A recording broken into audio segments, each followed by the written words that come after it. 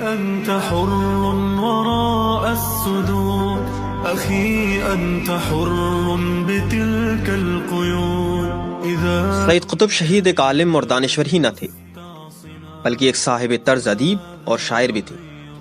انہوں نے 1939 میں التصویر الفنی فی القرآن کے عنوان سے ایک قصوار مقالہ لکھنا شروع کیا جو مجلہ المقتطف میں طبع ہوتا رہا، اور بعد میں یہی سلسلہ تحریر سید قطب کی پہلی علمی کتاب التفسیر الفنی فی القرآن کی صورت میں ڈھلا۔ اس کتاب کا انتساب انہوں نے اپنی والدہ مرحومہ کے نام کتنے والہانہ جذبے سے تحریر کیا۔ اے میری ماں، گاؤں میں رمضان کا پورا مہینہ جب ہمارے گھر پر قاری حضرات دلنشین انداز میں قرآن کی تلاوت کیا کرتے تھے تو آپ گھنٹوں کان لگا کر پوری محویت اور توجہ کے ساتھ پردے کے پیچھے سے تلاوت سنا کرتی تھی۔ میں آپ کے پاس بیٹھ کر جب بچوں کی عادت کے مطابق شور کرتا تھا تو آپ مجھے اشارے سے باز رہنے کی تلقین کیا کرتی، اور پھر میں بھی آپ کے ساتھ کان لگا کر سننے لگ جاتا۔ میرا دل الفاظ کے سحر انگیز لہن سے محظوظ ہوتا، اگرچہ اس وقت میں ان کے مفہوم سے ناآشنا تھا۔ آپ کے ہاتھوں جب پروان چڑھا تو آپ نے مجھے گاؤں کے پرائمری اسکول میں داخل کرا دیا۔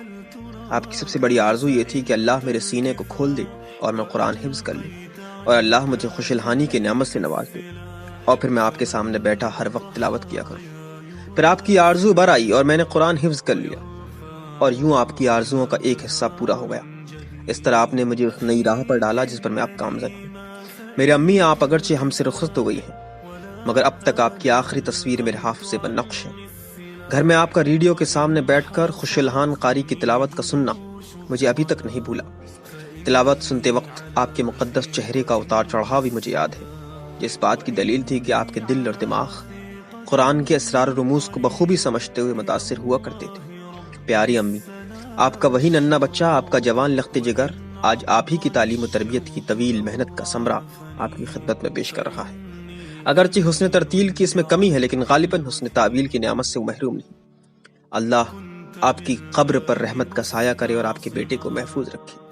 بالکل اسی طرح سید قطب نے اپنی اگلی کتاب مشاہد القیامہ فی القرآن کا انتساب اپنے کریم و حلیم والد کے نام کرتے ہوئے ان الفاظ میں چنا: میرے ابا، یہ کاوش میں آپ کی روح کی نظر کرتا ہوں۔ میں ابھی بچہ ہی تھا کہ آپ نے میرے احساس و وجدان پر یوم آخرت کا خوف نقش کر دیا۔ آپ نے مجھے کبھی جھڑکا نہیں، بلکہ میری نظروں میں آپ کی ساری زندگی یوں گزری کہ قیامت کی باسپرس کا احساس ہر آن آپ پر غالب رہتا، ہر وقت آپ کے دل اور ضمیر پر اس کا اثر اور زبان پر اس کا ذکر رہتا۔ دوسروں کے حقوق دلانے اور دینے کے وقت آپ اپنی ذات کو تکلیف میں ڈال لیتے، اور دوسروں سے اپنا حق وصول کرتے وقت آپ پر بے نیازی اور ایثار کی کیفیت طاری رہتی۔ آپ دوسروں کی زیادتیوں پر کھلے دل سے درگزر فرماتے، حالانکہ ان کو جواب دینے کی آپ میں طاقت ہوتی تھی۔ دراصل آپ قیامت کے روز اس صبر کو اپنے لیے کفارہ سمجھتے تھے۔ اکثر آپ اپنی ضروریات کی اشیاء بھی دوسروں کو پیش کر دیتے، حالانکہ آپ کو ان کی ضرورت ہوتی، لیکن آپ کہا کرتے تھے ذات آخرت جمع کر رہا ہوں۔ آپ کا چہرہ میری یادداشت پر اس طرح نقش ہے کہ رات کے کھانے سے فراغت کے بعد ہم اسی طرح آپ کو تلاوت قرآن مگن دیکھتے جس طرح آپ صبح تلاوت کیا کرتے ہیں، اور اپنے والدین کی ارواح کو ثواب پہنچاتے تھے۔ ہم چھوٹے چھوٹے بچے بھی آپ کے ساتھ ادھر سے ادھر سے چند آیات گنگنانے لگتے جو ہمیں پوری طرح یاد نہ ہوتی تھی۔ أخي أنت حر وراء السدود أخي أنت حر بتلك القيود